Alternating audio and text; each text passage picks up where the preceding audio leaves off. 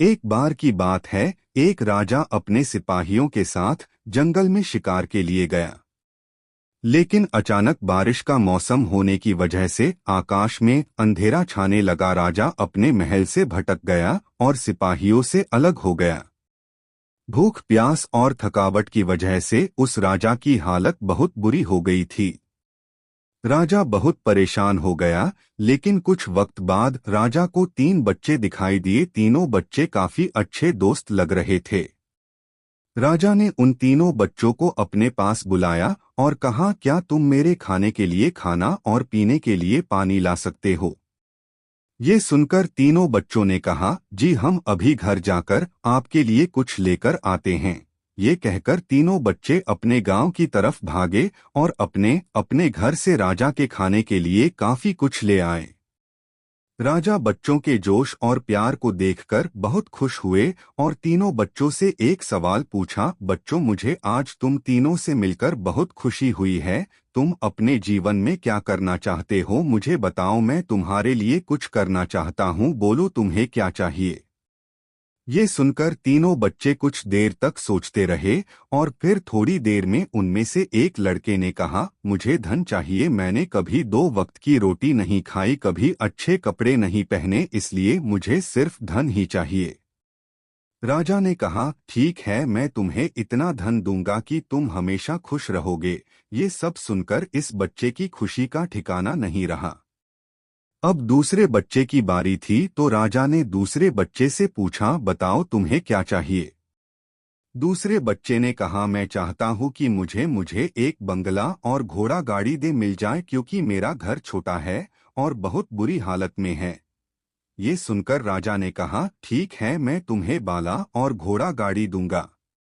अब तीसरे बच्चे की बारी थी, तो राजा ने तीसरे से पूछा, बताओ तुम्हें क्या चाहिए। तीसरे बच्चे ने कहा, मुझे ना धन चाहिए और ना ही बंगला, मुझे आप ऐसा आशीर्वाद दीजिए कि मैं विद्वान बन जाऊं और शिक्षा पूरी होने के बाद अपने देश की सेवा करने के लायक बन जाऊं। जब राजा ने तीसरे बच्चे की बात सुनी, राजा तीसरे बच्चे से बहुत खुश हुए और राजा ने उस तीसरे बच्चे के लिए सर्वोत्तम शिक्षा का इंतजाम करवाया। तीसरा बच्चा बहुत मेहनती था, इसलिए दिन रात एक करके उसने पढ़ाई की और बहुत बड़ा विद्वान बन गया और सही वक्त आने पर राजा ने उसे अपने राज्य का मंत्री बना दिया। अचानक राजा को सालों पुरानी वो घटना याद आ गई। राजा ने मंत्री से कहा, कई सालों पहले तुम्हारे साथ जो 2 बच्चे थे, अब उनका क्या हाल है? मैं एक बार चाहता हूं कि तुम तीनों से एक साथ फिर से मिलूं। एक काम करो, अपने तीनों दोस्तों को कल खान पर आमंत्रित कर लो। मंत्री ने अपने दोस्तों के पास ये संदेश भेज दिया।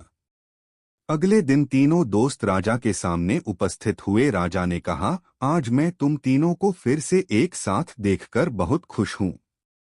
राजा ने मंत्री के कंधे पर हाथ रखकर कहा, इनके बारे में तो मैं जानता हूँ, तुम दोनों मुझे अपने बारे में कुछ बताओ।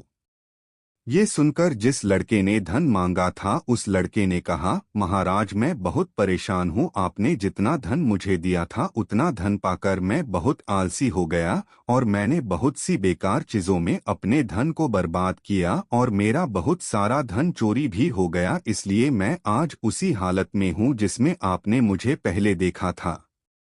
ये सुनकर राजा ने दूसरे लड़के से पूछा, बताओ तुम कैसे हो? दूसरे लड़के जवाब दिया, महाराज मेरा भी कुछ ऐसा ही हाल है। मैं तो अपने बंगले में बहुत खुशी और सुकून से रह रहा था, लेकिन कुछ वक्त पहले आई बाढ़ में मेरा सब कुछ बर्बाद हो गया। मैं भी उसी हाल में हूँ जिसमें आपने मुझे पहले देखा था।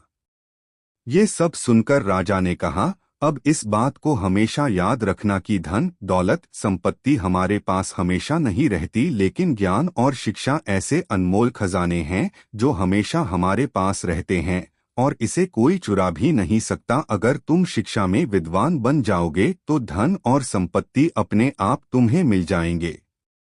सीख, धन पाने का लालच हर किसी को होता है।